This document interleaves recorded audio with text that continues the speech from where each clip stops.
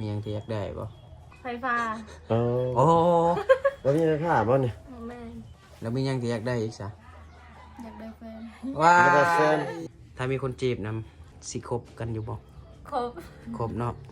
มักประมาณใดอายุแบบได้ก็ได้มักรุ่นแก่ๆบ่รุ่นมันๆบ่รุ่นอ้ายแห้งแก่แห้งมันบ่คือมะพร้าวอ่ะสมมุติว่าน้องๆคนเดียวแบบเวลาลบผู้บ่าวขึ้นมาลบอยู่เฮือนแล้วเข้าห้องเลยบ่น้องเข้าห้องเลยสบายดีทุกคนเลยเนาะสบายดีตอนเช้ายินดีต้อนรับเข้าสู่ช่อง YouTube วิถีชีวิตชนบทลาวคือเก่าเนาะวันนี้นะสิพามานั่งคุยผู้สาวเนาะผู้สาวปัดเพลงพอมึงกองมึงน้องคือเก่าทุกคนเนาะไปใส่บ่ได้ดอกช่วงนี้นะสิลุยๆแต่มึงน้องแหละโดนๆสิได้ขึ้นเทื่อนึงเนาะเดี๋ยวสิพามาทำผู้สาวนำกันเนาะว่าผู้สาวโสดแต่ว่าเป็นแฟนแต่ว่าจังได้เนาะคืนวันนี้นะมีบุญอยู่เมืองเพิ่นเนาะเพิ่นไปปาร์ตี้คือกันหรือบ่ว่าจังได้เนาะจากทินสาวเผาเมืองกองเมืองน้องนี่ไอ้บ่าวเพิ่นพามา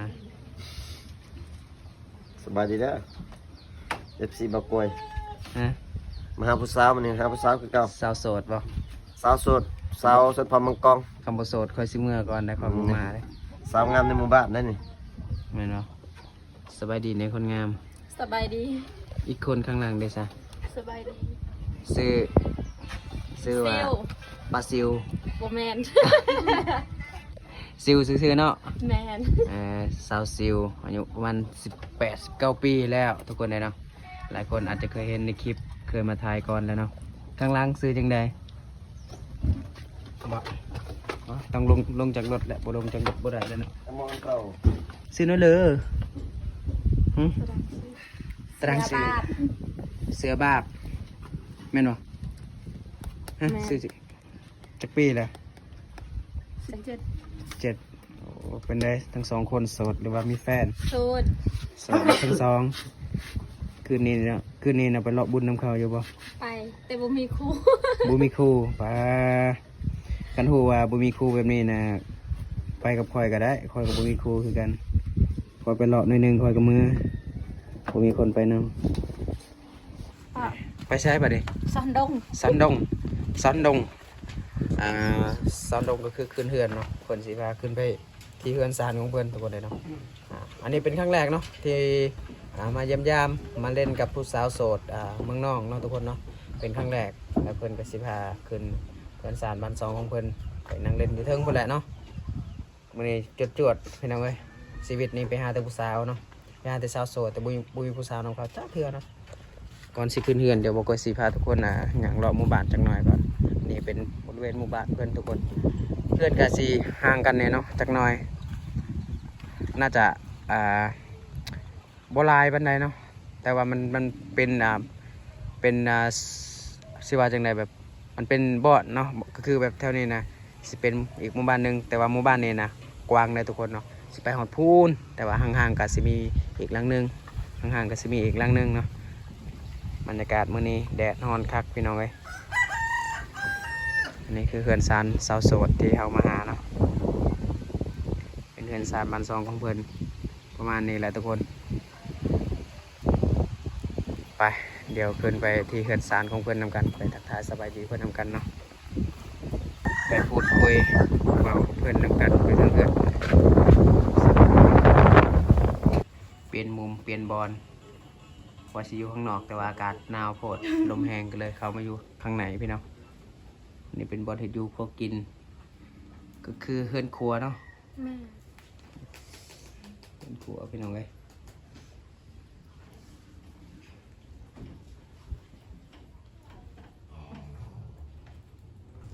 ได้ยังอาหารนะหน่อไม้อาหารตอนเช้าหน่อไม้อะบังจะอะบังนิกบ่อะบังนิกอะโรเวโรเวจะก้นอยู่นอกนี่เนาะ7 คนใครเป็นลูกกบค่อยเจ้าลูกกบผู้หญิงจะคนน่ะผู้หญิง2ผู้ชาย3ลูกกบยังบ่เอาผัวอีกเนาะบ่มีคนเอาแม่นบ่มีคนเอานะมักอยู่บ่ล่ะผู้บ่าวมัก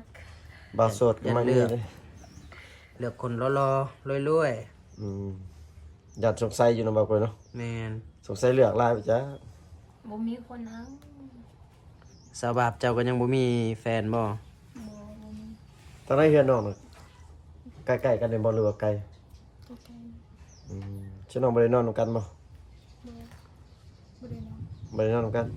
สาวโสดในเขตนี้นะเขาเจะนอนแบบเพื่อนไปเพื่อนมันบ่บ่ได้นอนนํกัน สบายของบ่าวเนาะ เอ้า บ่ แบบ บ่ฮู้จักได้ คิดว่าไปนอนนำกันแบบเฮือนสาวโสดบ่ได้ไปนอนบ่ บ่มีแต่ไปลิ้นนำกันซื่อๆแล้วก็นอนไผนอนมัน อันนี้นะแต่งตัวงามๆนี่บ่แม่นสิไปเลาะบุญบ่มีบุญมื้อนี้ สิ นะ นอน สินอนว่า สินอนพักผ่อน แม่ นอนเอาแหงเนาะนอนกลางเว้นนะนอนเอาแหงตอนแรกนะจังปล่อยปลดปล่อยความโสดในลำวงเนาะ ชื่อน้องบ่มีอันคือเห็นคลิปชื่อน้องนะอยู่ใน YouTube ส่องของบ่าวโกยกับบ่าวไก่คือว่าชื่อน้องมีอยู่บ่ FC ลม FC คนไทยมีบ่ บ่มี บ่มียังบ่มีซ้ำยังบ่มีผู้บ่าวซ้ำ อันน่ะคลิปที่ไปถ่ายซาวซิลกับซาวเมอร์นะซองตัวเก่านะถึกปิดแล้วทุกคนเลยเนาะ ยังแต่ช่องใหม่เนาะ แม่น FC น่าจะ FC ถามอยู่ว่าซองเก่าไปใส่แล้วคือบ่เห็นลงคลิปเป็นเดือนแล้ว FC น่าจะบ่ฮู้เนาะ ถึกปิดแล้วมื้อนี้มาถ่ายใหม่ครั้งแรก ส่องบ่าวโกยถึกแบนพี่น้องฝากไปติดตามช่องใหม่เพิ่นนะมีหยัง ที่ชีวิตชนบทลาว วิถีชีวิตชนบทลาวพี่น้องเอ้ย แม่น ก็คือบ่าวผู้ไทยได้แนะนำ FC อยู่ในต้นคลิปนั่นล่ะพี่น้องเอ้ยฝากไปติดตามเพิ่นนะ แต่บ่มีดอกชนบทลาวนะมีแต่ผู้สาวโสด สาวโสดเนาะมีแต่สาวๆนี่แหละ ถ้ามีคนจีบนํก็สิคบกันอยู่บ่ ครบ ครบเนาะมักประมาณใดอายุ แบบได้ก็ได้ แบบใดก็ได้ เออ อายุคดๆเบี้ยวๆก็ได้ ว่าหยอกจักปีขึ้นไป มักคนรุ่นเดียวกันบ่ บ่ บ่มักคนรุ่นเดียวกันได้บ่มักบ่ บ่มัก มัก เป็นห เล่ ยั น ง ไป เขา เล ก็ ย บ่มักคนรุ่นเดียวกันฮะมันเป็นแบบ มักรุ่นอ้าย มั วะ นง่าย อ๋อ โอ้มันเอ้าอยากฮู้ว่าเหตุผลที่มักรุ่นอ่านมันเป็นแบบใด สบายฮะ มักรุ่นแก่ๆบ่รุ่นมันๆบ่ รุ่นอ้ายแห่งแก่แห่งมันบ่คือมะพร้าวบ่โอ้ยเนาะ ยิ่งแก่ยิ่งมันเนาะน้องเนาะ บ่เฮาไปลายเขตลายบอลน่ะเด้ส่วนลายเขาจะมักเป็นรุ่นอ้าย แม่น รุ่นเดียวกันน่ะเขาจะบ่ค่อยได้มักปานใดเนาะแต่ว่าบัดเอากันก็เอารุ่นเดียวกันคือเก่า ๆแม่น เฮ็ดให้รุ่นอ้ายดีใจ แม่นบ่ บ่ บ่ว่า บ่ ซั่น อยากได้ บ่อยากได้บ่อยากได้หยัง บ่อยากได้รุ่นน้อง โอ้ อยากได้รุ่นอ้ายเอารุ่นชำอ้ายนี่บ่หรือว่ารุ่นชำอ้าย กว่านี้บ่เอากว่านี้อีกบ่ซำนี้เนาะพอได้อยู่บ่หรือว่ากว่านี้ก็ได้ ซ้ำนี้ก็ได้ กว่านี้ก็เอาบ่ เอา เอาเนาะรุ่นอ้ายนะมันก็ต้องมีแบบกำหนดตีว่าอายุประมาณจากปีขึ้นไป แบบใดก็ได้เอาหมด ได้ก็ได้ เรียกว่ารุ่นนาย แน่ว่า รุ่นอ้ายอายุสำใดก็ได้ แม่น ทุกอย่างกับปกติบ่ ทุกอย่างลำบากกับปกติเนาะ บ่มีเหือบ่มีแห้งก็เอาอยู่บ่เลย เจ้ากันเลี้ยวมันทางนี้แน่ไปกลมยังผู้บ่าวทางหาบ่ บ่ เอ้ยเนาะ แสดงว่ามักแบบรุ่นอ้ายโดยเฉพาะเนาะแต่ว่าอายุสำใดก็ได้พี่น้องเว้ย ก็คือบ่มีเนาะบ่มีการเลือกว่าอายุ แม่ สำใดขอเพียงแต่ว่า ขอแต่มีแฮง แฮง ขอแต่มีแห้งเนาะเฮ็ดเวียกเฮ็ดงาน ในเขตชนบทนี่ต้องได้แบกกระสอบของกระสอบข้าวได้ต้องไปกลนห นึ่ อง ก ข้าว มันเนาะ นึ่งข้าวเป่าไฟ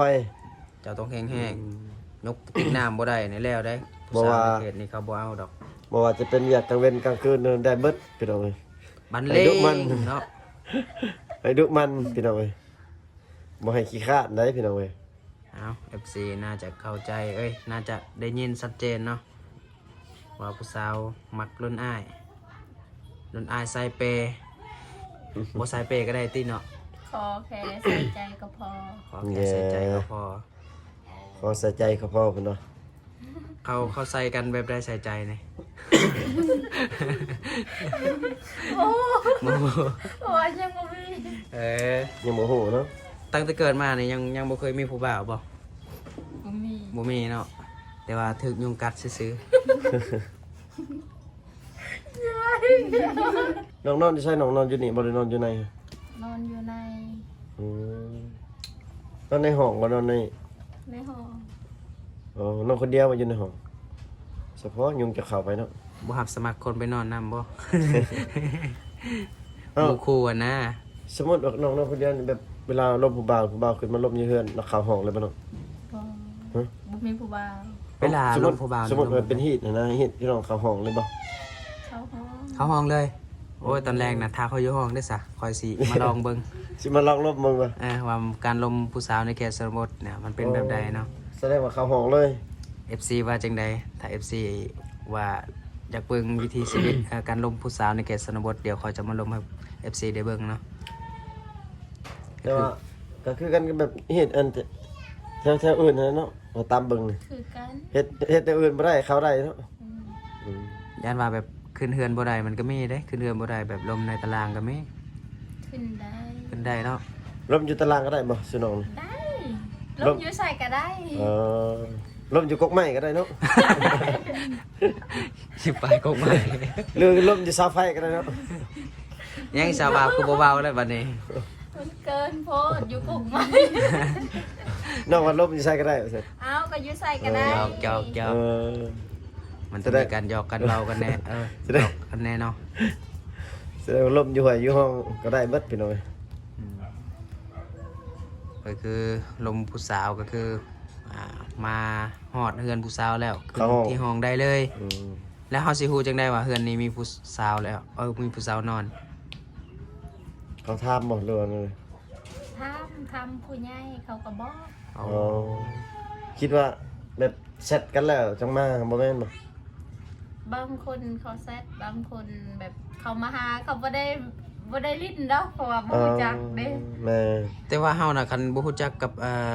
เพิ่นนี่ก็บ่ฮู้จักได้ว่าในหมู่บ้านนี้ยังมีผู้สาวเนาะ แม่น เพ แม่ ราะว่าน มันเข้ามาจากทางใหญ่น่ะก็ไกลหลายเติบอยู่กว่า แสด สิ ง เอามาฮอดนี่ แสดงว่าต้องได้หาถามอีกเนาะ อืม อืม ผู้สาวอยู่ไสเนาะเขาก็สิบอกว่าอยู่นี่เด้อยันว่าผู้สาวตอบเองซะดอก คือเวียกละลักชั่วโมงเฮ็ดหยังยืนบัดนี่ไปหารับจ้างเคยบ่ไปรับจ้างเฮ็ดเวียกอยู่ในเมืองใหญ่เคยบ่ เคยไปอยู่เทื่อหนึงแต่ เฮ็ดเวียกใส่น้องไปเฮ็ด อยู่สวรรค์ เฮ็ดงานอยู่เนาะ โรงงานตัดเย็บ อืม อยู่แต่เดือนเดียวหนึง คิดว่าเฮ็ดเวียกขายเล่ใช่บ่แม่นเนาะ สบาบแต่เจ้าก็เคยอ บ้า ยู่ น บ่ ชวน บ่เคยไปใช้ ระยะเพิ่น ไม่ได้อยู่ ระยะจ้ะ มี บ่ แต่อยู่เฮือนเฮ็ดเวียกอยู่เฮือนเนาะเฮ็ดนาเฮ็ดสวน หลักๆในเขตในปลูกมันเนาะว่าเฮ็ดให้บ่ เฮ็ดให้กับเฮ็ดสวนอืม เฮ็ดให้เฮ็ดสวนนำกันเนาะคืออาชีพหลักๆในเขตชนบททุกคนได้เนาะ หน้าที่สาวสนองบ่มีบ่ บ่มีนามีแต่ให้ เฮ็ดแต่ให้เนาะกลุ่มกินอยู่บ่น้องแต่ละปี มันบ่คุ้ม กลุ่ม ปีละจักชอบเฮ็ดให้นะ ปีหนึงมันจะได้10ปลายสอบ 10ไป อ๋ ส อ อบ ปีนี้ได้แต่6สอบ ปลา ก็6 สอบ6 สอบมาซีเป็นข้าวสารนี่ก็ได้บ่อัน3 สอบยันบ่ฮอด3-4 สอบพี่น้องแสดงว่า ไป แสดงว่าข้าวก็บ่พอกิน ไปก่อนก็ได้ ไปใช้น้อง ไปหาในเขา อ๋อ ไปเฒ่าไป ไม่เฒ่าขึ้นมาพี่น้อง เดี๋ยวเฮาสิจับผู้เดียวไว้นี่ว่ายานเตี้ยวอยู่ผู้เดียวนะ บ่ยาน ไม่ย่านแล้วเนาะ อย่าว่ายานซะดอก เคยจับผู้บ่าวมาหลายแล้วเนาะ มาย่านติใช่ไหมอยู่สองคนเนาะ อยู่ได้ว่ายานดอกอันนี้คือสาวบาปทุกคนได้ดอกเป็นหยังคือตั้งชื่อแบบนี้บ่บ่ฮู้พ่อแม่ตั้งให้บ่ หรือว่าตะกี้เห็นบาป น่าจะบ่ฮู้เนาะมันตั้งชื่อเนาะเนาะ ก็คือแบบเว้าง่ายๆในเขตชนบทนี่เนาะทุกคนพ่อแม่สมัยก่อนน่ะเขาเจ้าบ่ได้เรียนหนังสือเนาะและหลายคนเลยทุกคนหลายคนเลยก็หลายหมู่บ้านเนาะที่บ่เคยไปนะส่วนหลายเขาจะตั้งชื่อแบบบ่ฮู้แบบสิว่าจังได๋มันบ่มีหยังอ่ะ ตั้งไปเลยเนาะ แบบตั้งมั่วๆเลยนะ ตั้งจังได้ก็ตั้ง จะตั้งลูกเกิดมาก็ตั้งแบบนั้นเลยเนาะแบบใดสิตั้งก็ตั้งเลยนะว่าง่ายๆนะอธิบายให้ทุกคนบ่ได้เนาะจะอธิบายได้อธิบายบ่เป็น ไปมียังไม่เท่าเอิ้นยังกิน ไม่เท่าหาอินโทรอยู่ดอกก็ ฮะกอกเราสูบพืชบ่ ร้านเคยอยู่พีเด้อ เอาอยู่บ่ ลำหูบ่สลาว แล้ว ฉลาย โหนัว ฉลายอยู่ในเขตบ้านน้องนี่เขาหูมันเนาะภาษาลาวเนาะเพอมันอยู่ใกล้ตัวเมืองนี่เนาะ ภาษาลาวว่ากินข้าวเนี่ยนะ ภาษาลาวกินข้าววันนี้เนาะ ตะดัง ตะดัง ตะรังเนาะแต่ว่าตะรังอ๋อ คนถามน่ะถึกอยู่ ถามถึกอยู่บ่ แม่น้องเราเป็นไข่บ่เป็นยัง เป็นไข้ พอน้องไปใส่ซะ ไปลินบุญแล้ว เป็นบุญ พาน้องไปซื้อเครื่อง อ๋อ บ่เห็นพ่อเราบ่กินนี่ บ่แม่ บ่แม่นเนาะ เราไปแต่เช้า ยันว่าสินเจ้าก็ไปเลาะบุญซะดอกบ่แม่นเนาะเก็บเหือเก็บแหงไว้กลางเว้นทุกคนเลยอันนี้แหละเขาว่ากลางเว้นบ่ตื่นกลางคืนบ่นอนเนาะวัยรุ่น เป็นเรื่องปกติ แล้วแบบในครอบครัวในเฮือนซานนี่มีหยังที่แบบขาดเคินอยู่บ่ นี่ มีหยังที่อยากได้บ่ อยากได้ อยากได้ผู้บ่าว บ่ เอาหลักกันแล้วขอหยอก อ ขอย าก หยอก ได้อันนั้นเพราะว่าอยู่เฮือนข่อยบ่มี อยากได้อันนั่นเนาะ ไฟฟ้า อ๋อ โอ้ แล้วนี่ไฟฟ้าบ่นี่ แม่น เอ้าทุกคนเลยเนาะ คือว่าไฟฟ้าคือเขาดึงลงมาเห็นบ่แม่นยัง ตอนนั้นตอนทำข้าวอันนี้เขาถอดแล้วก็เลยบ่มี อ๋ออยากได้ไฟฟ้า เคยต่ออยู่บ่เคยใส่มาแล้วไฟฟ้านะคือก็ถอดซะ เขาบ่ให้ใส่เลย ฉันน้องเอาไฟ บ่ได้ ต่อ บ่ได้จ่ายเงินบ่ บ่จ่ายทุกเดือนได้บ่ได้ติดหนี้ อ่ะคือเขาบ่ให้ใส่ซะ แบบต่อจากเฮือนเขาเจ้าแม่นบ่ แม่น บ่แม่นต่อจากเสาบ่แม่นได้ดึงลงกันบ่ได้ดึง เข้าใจผิดซะ แสดงว่าต่อนํเขาแล้วเขาเจ้าปลดออก แม่น อื อื ม ม ลักษณะแบบบ่ถือกันแล้วก็บ่เลยเนาะ แม่นโอ้ทุกคนเลยเฮาก็อยู่ไปละลาได้บ่ได้เนาะบ่ฮู้ว่าเฮือนเพิ่นน่ะบ่มีไฟฟ้าทุก บ่ ค มี น ไฟฟ้าเงินเพิ่น ถ้าหากว่าต่อไฟฟ้าน่ะเท่าใดซะ เขาก็บ่รู้คือกัน บ่ฮู้คือกันเนาะอืมแล้วเพื่อนเจ้าได้ทราบว่ามีอยู่บ่ไฟฟ้านะ มี มีแล้วเนาะแล้วมีหยังที่อยากได้อีกซะ อยากได้แฟน ว้า อยากได้แฟนอยากได้แฟน มักสิบเลยอันนี้นะ อ๋อพี่น้องเอ้ย บ่ได้ต้องการหยังไรเนาะ อยากได้แต่แฟนก็พอ อืมครบ พี่น้อง ทุกสิ่งทุกอย่างมีครบขาดเหลือแต่คู่ฮักเนาะ อยากได้แต่แฟน ไผใจดีก็มาเป็นให้เพิ่นได้เด้อแล้วมีหยังช่องทางติดต่อบ่ ยินเฟซบ่ เฟซไลน์ เฟซ เรียน ยัง ยังแน่ส่วนหลายเล่นแต่เฟซนะ ชื่อเฟซอะไรเนาะ ชื่อเป็นคน ชื่อนางบาปตัวลาวตัวไทยเนาะตัวลาวตัวไทย สุดท้าย แล้วถ่าย น้องบาปตัวไทย คือแบบบ่มีหยังเลยบ่มีแต่แบบนี้ โอเคทุกคน แล้วน้องนี่สิน้องซิวนี่ อือ ชื่อเฟซน้องเลยเนาะ ซิว ซิว ตัวภาษาอังกฤษ ว่าอังกฤษชิวอะ บ่แม่นปลาซิวบ่ได้ บ่แม่นได้ ปลาใหญ่เยอะได้ พี่น้องเอ้ยมาเยี่ยมยามทำข่าวสาวโสดพี่น้องโอ้ยเพิ่นก็ยิ้มหวานทั้งงามพร้อม แม่นสาวโสดทั้งโสดทั้งงะก็ตามที่เฮาถามไปนั่นแหละทุกคนเนาะสาวซิวก็คือเพิ่นต้องการอยากได้ไฟฟ้า เข้ามาที่เฮือนเนาะเพราะว่าเฮือนเพิ่นยังบ่มีไฟฟ้าใช้ทุกคนก็ลำบากเดี๋ยวนี้น่ะก็ยังแบบต่อมาที่เฮือนคนอื่นบ่ บ่ถอดแล้วได้ประ ถอ มา ดแล้ว ณ2เดือนแล้ว โอ้หากระถอดมาใหม่ๆนี่ซะเนาะแล้วเดี๋ยวนี้น่ะบ่ได้ใช้ไฟฟ้าบ่นี่นะ กลาง ใส่ คืน แต่ดอกไฟโซลาร์เซลล์ โซลาร์เซลล์ ทุกคนเลยเนาะ เคยใช้ไฟฟ้าไปแล้วบ่มี แสดงว่าโทรทัศน์บ่ได้เบิ่ง บ่ได้เบิ่งอีหยังซะ บ่มีไฟฟ้าน้องเนาะ อยากได้ไฟฟ้าทุกคนใครใจดีก็สนับสนุนให้เพิ่นแน่เนาะ แม่น เพราะว่าเพิ่นอยากได้ เพราะว่าน้อง มีเพิ่นว่า น้องอันสาวบาปเพิ่นจะได้แฟน อันนี้ต้องการแฟนอย่างเดียว มาเป็นแฟนให้เพิ่นแน่พี่น้องเอ้ยผู้ใดหนุ่มโสดผู้ใดใจว่างก็มา ถ้าหากมีคนมาจีบนะก็บ่เอาตี้ขะดองนะ เอาแหละ เอาอยู่เอาอยู่เนาะเอาบ่แพงเด้อเอาแพง เอาบ่แพงก็ได้ ต่อได้บ่แพงนะ 15 ล้าน 15ล้านเนาะ 15ล้านกีบนะ ค่าดองค่าสินสอด15ล้านบ้านน้องก็ซิวได้ซะ บ่เอาก็ได้ มาเอาได้ก็ดองแม่นแต่ว่า ได้แต่กะได้แต่ เอาแต่ค่าฮีด ไฟเนาะ เอาแต่ค่าฮีดบ่ แม่น เอาไฟฟ้าเข้ามาให้ก็พอแล้วเนาะก็คือจบเลย พี่น้องเอ้ย บ่เอาค่าดองทางนั้นนะ15ล้านกีบนะ ถ้าเป็นเงินบาทนะประมาณเท่าไหร่ ประมาณ 20,000บ่ แม่นประมาณ20,000กว่า 20,000กว่า อืม 20,000กว่าแล้วเนาะ10,000ก็ แม่น16ล้าน ประมาณนั้นแหละประมาณ20,000นี่แหละ20,000นิดๆถือว่าถูกเด้อทุกคนเนาะจบไปแล้วเนาะทุกคนเนาะตามที่เราทำตามที่ในคลิปนั่นแหละถ้าใครที่ได้เบิ่งแต่ต้นจนจบเนาะก็สาวโสดทั้งสองคนยังบ่มีใครมาจีบเนาะความต้องการก็คืออีกคนหนึงอยากได้แฟนอีกคนหนึงอยากได้ไฟฟ้าให้ครอบครัวเนาะก็เสียจึงได้การหารายดอกรายได้แถวเขตชนบทนี่ก็หายากเนาะเลยจักเสียจึงได้บัดนี้เพิ่นว่าบ่มีไฟฟ้าเห็นเฮือนคนอื่นได้ก็อยากได้คือกันทุกคนเด้เพราะว่าถ้าบ่มีไฟฟ้านี่ก็อยู่ยากเนาะ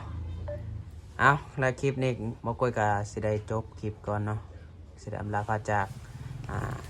ไปมองใหม่ทุกคนไปเรื่อยๆเนาะไปหาสาวโสดเรื่อยๆขอบใจทุกคนที่เข้ามาเบิ่งติดตามรับชมแต่ต้นจนจบเด้อขอให้สุขภาพแข็งแรงเบิดสุขสู่คนอีกเดือนหนึงก็สิฮอดปีใหม่แล้วเฮงๆรวยๆเบิดสุขสู่คนเด้อจบนี่ บ๊ายบายนะ